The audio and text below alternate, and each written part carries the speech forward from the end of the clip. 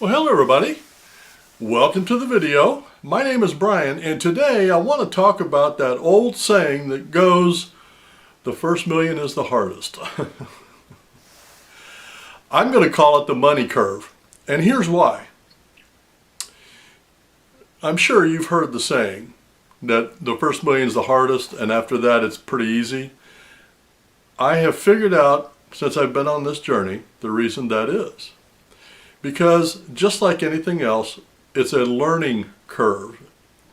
And you have to learn about money. One of the things that I have always said, even when I got started, was I needed to put together a good team. A good team takes time to put together. And by a good team, I mean, since I'm doing real estate, I need a good realtor, good banker, good insurance guy, good handyman. It all takes time to find good ones. And it takes more time to put together cash. It took several years for me to just save a few $1,000s to go buy the first house. After about 3 or 4 years, and we chronicled it on this channel, in 1 year we saved $40,000. This year our goal is $50,000. So the more you accumulate, the easier it is to gather cash. And you have to learn knowledge. Now the knowledge part is all about the different types of investments you can do to raise money for your goal. That takes time. And your ability to make things happen. If you don't know what you don't know, then you don't know that you don't have the ability. But after you do everything a couple of times, you learn where your ability lies and your strength. So the first million, or major milestone, goes very slowly. It has been right at 5 years since we started, and I'm only a quarter of the way there. But I know that the next 3 quarters is going to be done in about 7 or 8 years. So, and knowing that keeps me motivated to keep going forward. Now, once you reach the first million, there are many different opportunities. Now, if you've spent 10 or 11 years building your wealth, now you know the ins and outs, you know the tricks, and let me give you an example. As an example, when you're first starting out, you have to scrimp and save every penny to buy your first and second investment. But once you've got 8, 10 of them underneath your belt, there are creative ways that you can create more purchases with less cash. As an example, if you had your first property and it's taken you 5 years to get here, there's equity in that property. You could do a refi, cash out, and use part of that as your down payment for your next property and get by with maybe half as much cash and still have 20% equity when you close.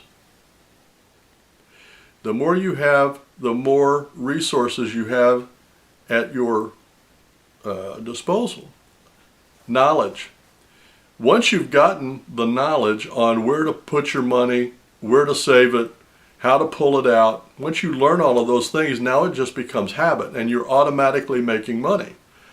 And I'll give you a good example. When I first got started, I didn't have the money to put in CDs.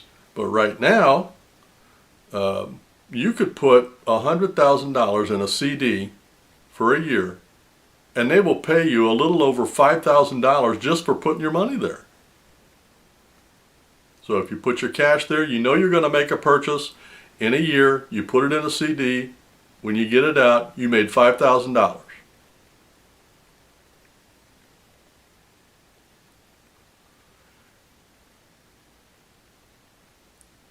In your abilities.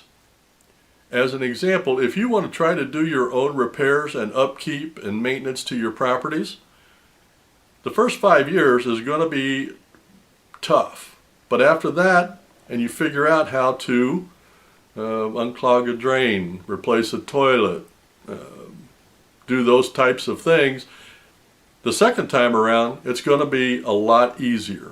You won't have to spend as much time and effort on it. And lastly, and I talk about this all the time, putting together your team.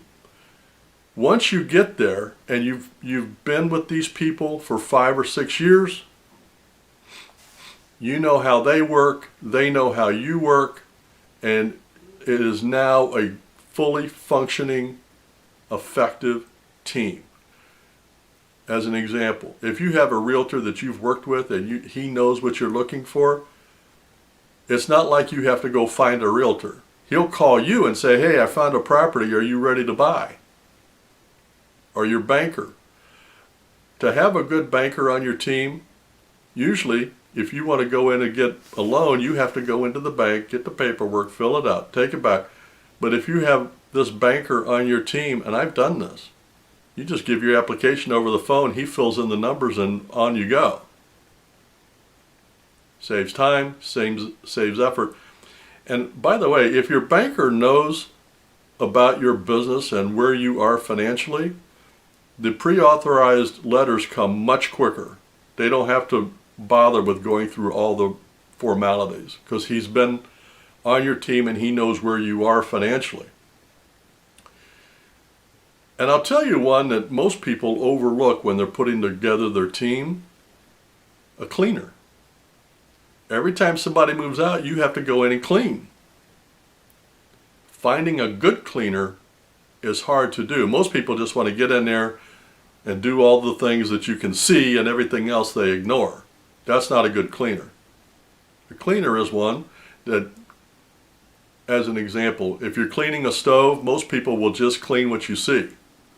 A good cleaner will lift up the hood of the stove and clean that big pan underneath the range hood, because that gets dirty, and if you don't clean it, it gets really bad and stinky. So a good cleaner knows that and will take care of that.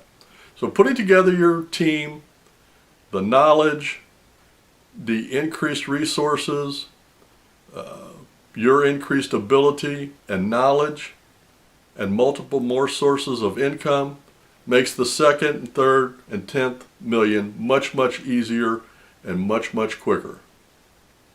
That's about all I want to talk about. You guys have a great day, a great week, and happy investing.